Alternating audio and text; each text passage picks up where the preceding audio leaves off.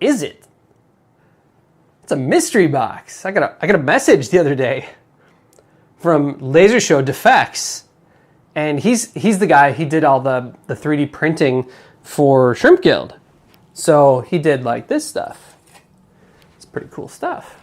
And he sent these out. This is a blank for a modular rack, and he sent them all around. So lots of people now have this stuff. It's pretty cool, and I use them. You can see them in my streams, and they're in my rack. So he sends me a message, and it's, Dan, a very important package is being sent to you by Actitect and myself. This device was found in the future and sent back in time to save Synthfest. It's imperative that you record the unboxing of this device and figure how to use it. Sorry, there are no instructions on how this contraption works. Legend is told that only Dan Kushner has the knowledge to unlock the secrets of this ancient device, which will save the future of Synthfest. And a tracking number. And it arrives today. As it's getting close to arriving, he sends me another message. The package is close. Be prepared. Okay, and then it arrives. He's like hawking the tracking number, and he says, the time has come. Go to the front porch and retrieve the black box. Your destiny awaits. This is awesome. Okay, so here we go. I'm game for this. This feels like an alternate reality game almost. I am absolutely into it. So I finally got off work, fired up my camera, and we're gonna open this thing up and see what's inside. Well, that's a knife. Little Paul Hogan joke. Anyone my age will know that one because we're the only ones who really cared about Crocodile Dundee, I think. All right, here we go. This is glitter. I'm going to be really pissed. We have popping paper, all right. There's a cable. It's a pretty nice USB cable. It's gold. I love gold. Crystal is so cold. All right, it's the box. Don't need that anymore.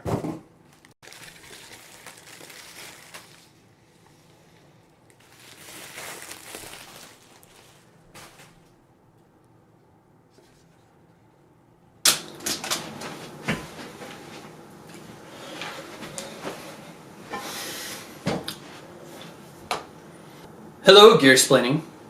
Hello, Gear-Splaining. Hello, Gear-Splaining. Today we're going to talk about the Shimpulse Mono 1.0. And we're going to use this kind of as a mechanism to talk about sweet spots on analog synths, because that's what this is all about. So we're going to demo this in a little bit, and as you'll see, it's very cool, very unique, hard to describe before getting into it, but it's a homebrew instrument that was sent to me by Guildies in the Golden Shrimp Guild. And what it does is it has 2 oscillators, 2 freak knobs, 2 decay knobs, and 2 sync knob, 1 sync knob. It all kind of adds up. Okay, so what on earth does that all mean? Well, there seems to be a little bit of like a filter on the freak knobs, right? The decay knobs, obviously, they act as a decay. Now here's the thing. This is an analog synth, even though it's super homebrew, that actually almost like encourages it to do weird stuff on the edges. So let's talk about that for a sec. Weird stuff on the edges, huh? What does that mean? Magnets, how do they work? So this is something that you really don't get with digital synths as much. Digital synths sound like how you think a synth should sound. Analog synths sound like electricity being tamed. And that's a very important difference, and that's what, if you really get into vintage stuff, you're really going to find is those analogs have such an interesting, unique character that it's almost hard to describe exactly. You just have to play it to really understand that it's not exactly what you think it is from the recordings that you've heard, where it's all been processed. It's electricity, it's noise, humming. It's then something called the sweet spot. Digital synths have a hard time finding a sweet spot. Digital synths are about engineering and production. They're about finding a tone for a track. An analog synth can have a sweet spot where something goes totally haywire, and that's... Got some shit in my glass. What I'm saying is this synth, both of these decay knobs, when you turn them all the way up, it like starts self-oscillating. You're gonna hear that on the jam that I presented on. And that self-oscillation, that doesn't happen with digital. That's unique to analog. And that self-oscillation then can affect the frequency in the freq knob, F-E-R-A-Q, in wholly unpredictable ways. And it lends itself to experimentation. And when you're talking about synths, the coolest thing that can happen is ripping open space and time with them, and that's what this does. That's all it does. You can play notes to it, and you can get it to play notes, but there's better synths for that. What you want to do with this is, the Shrimpulse, is you want to find those sweet spots and let them grow and run wild. And that's what it does. And so you're going to see that on the jam. And when you play with an electronic instrument next, if it's an analog, what I'm asking that you do is think about the experience of the Shimpulse Mono. And I want you to try to break it. I want you to try to tweak it until it does something that it was never designed to do, that was never intended to do before. Because that's what we get here that's unique to us. When you think about the instrumentation of other styles of music, when you think about a violin, the instrumentation of a violin is its strings, and they resonate, and there's a chamber that amplifies that resonation. And the size of the chamber and the size of the fretboard is designed so that you can accentuate and make as loud as possible the harmonic and resonant frequencies of that instrument. Well, with synths, you don't need to worry about that because it's direct. You plug it right in audio. Instead, what you get the chance to do is you get to try to find ways to explore totally new areas within the circuitry that don't exist in physics outside of circuitry. It's not about psychoacoustics, it's about finding totally new timbres. And it is that exploratory nature that really allows electronic music and instrumentation to shine. Early electronic music was really focused in on synthesis, and that's why it's called synthesis, because the first people who did it said, let's try to take this instrument and make it sound like something we know.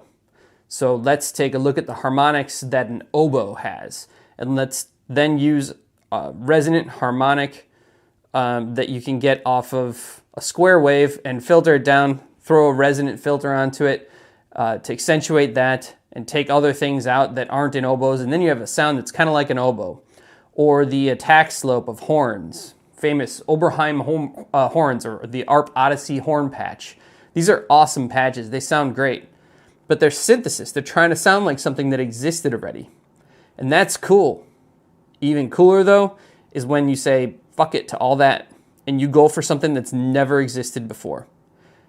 The Shimpulse Mono not only has never existed before, it will probably never exist again. This is a one-of-a-kind synth. And it's an abject lesson in how you can take a synth and use it to bend space and time. Anyway, let's jump into it. Let's start experimenting. I've already filmed those segments, so I know what happens. It gets weird. It gets challenging. This is a synth that is designed for, not for mass market purpose, but rather for me, for someone who likes to explore. And it gets weird. So let's do it.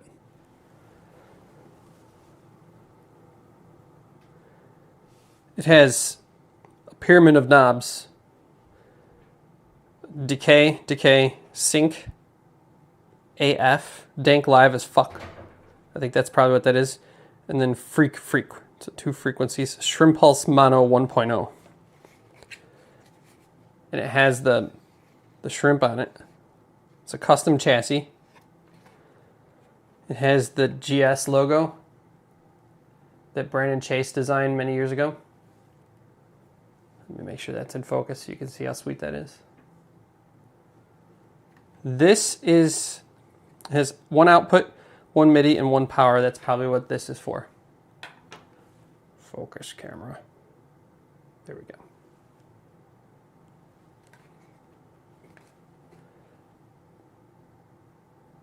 So the first thing I want to point out is this is one contiguous piece. This gold piece. He must have 3D printed this layer by layer. The bottom has, oh, this is awesome. A lot of love went into this. The bottom says Actitect and Lazershowdefex.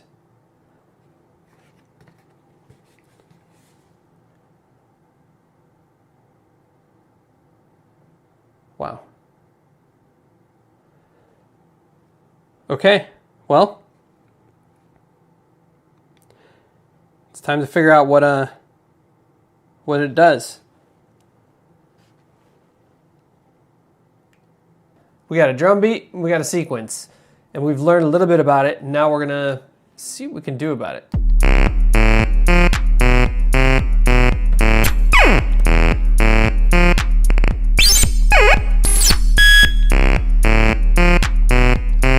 First thing that I really noticed is when MIDI comes in, this sync knob, which is doing some kind of interpolation between the two sides, it affects it until the next MIDI note, at which point it resets.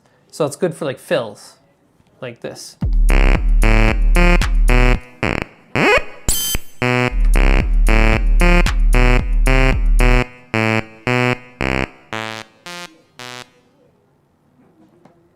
All right, so this thing that says decay, I don't think it's just decay. Check it out. Once you get all the way up to the top on it, it like breaks.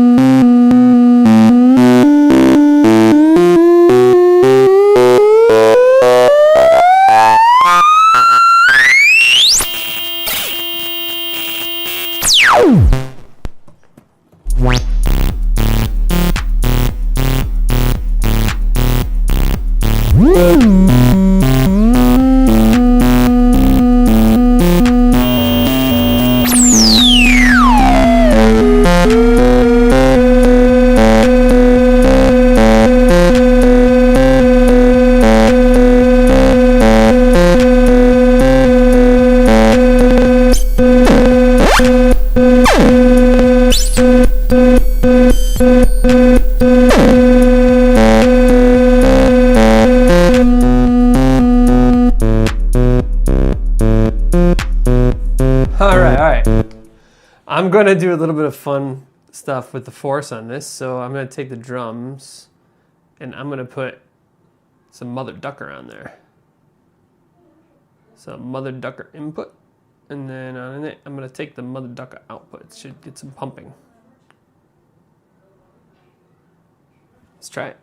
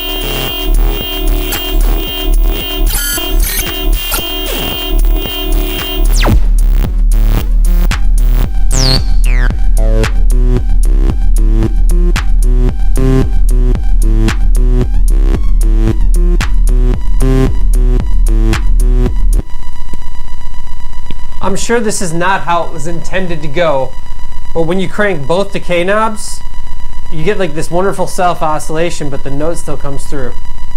And then you can tune the frequency knobs, which I think are cut off, but they do some weird other shit once you get to the really high part, which I think has to do with the decay being all the way up.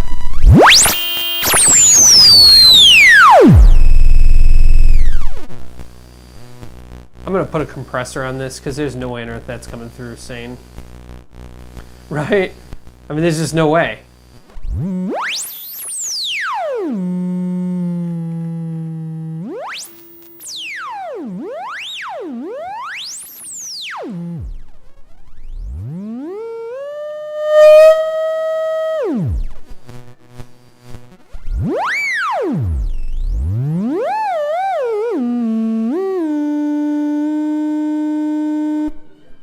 Okay, you can get it on this one too.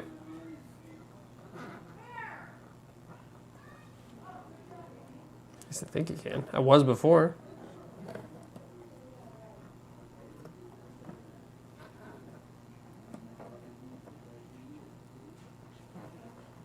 Maybe you can't now. Maybe it has to be getting MIDI.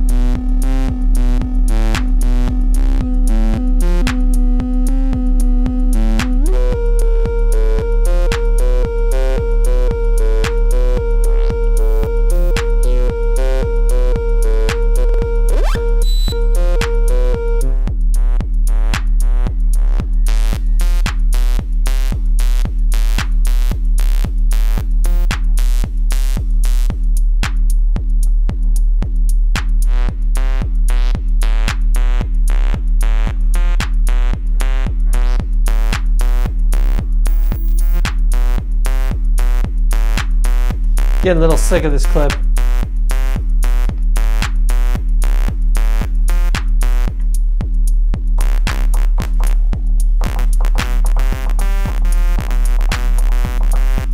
Let's get a little lower.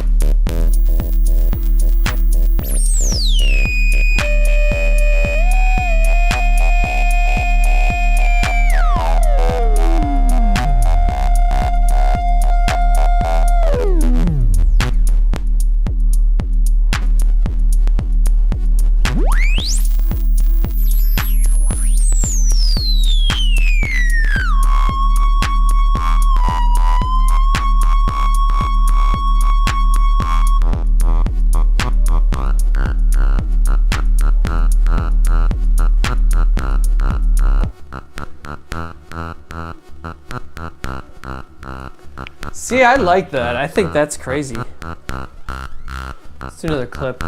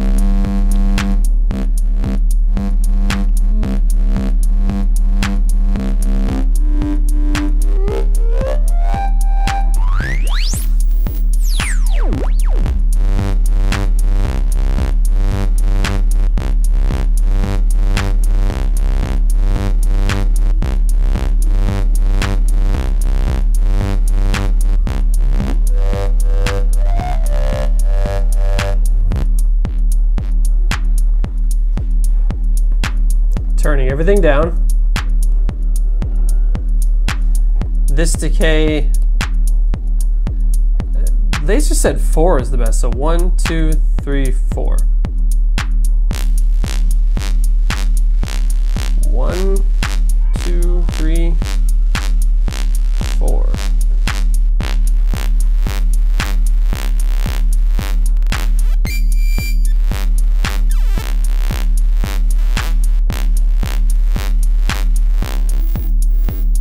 See, it's most fun when you crank the decays, they start to self-oscillate.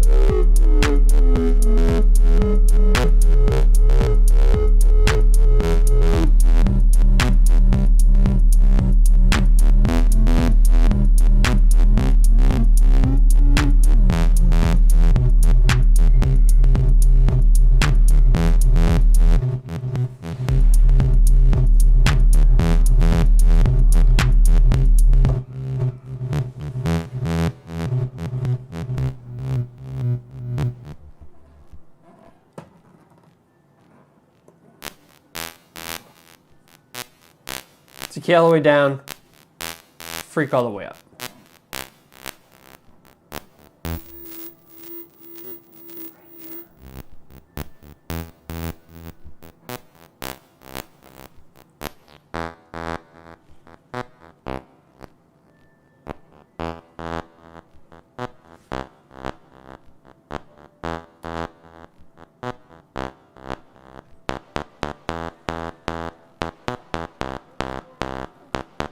Freak all the way up, decay all the way down. Start cranking it.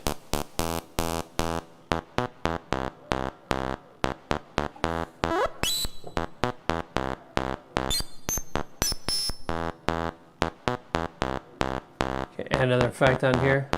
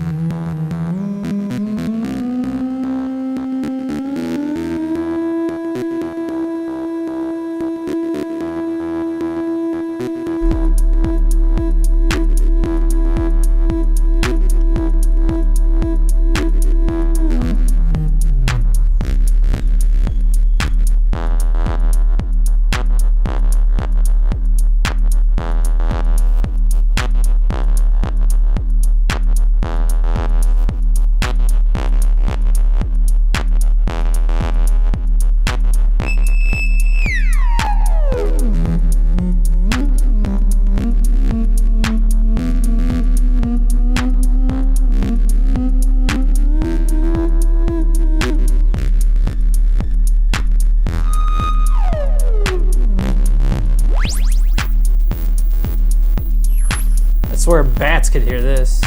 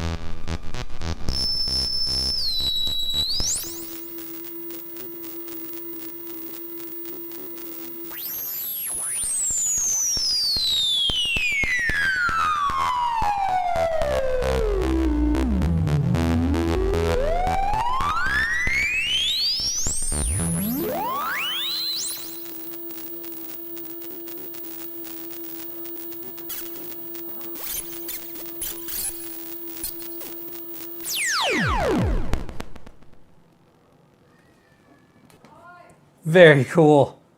All right, we're having fun with this. We're going to keep on jamming. This is definitely going to be in my Synthfest set for 303 week. And this is sent to save the future by clearly distorting the space-time continuum around it and attracting bats. Fascinating. Thank you, Laser. Thank you, Actitect. You guys are awesome.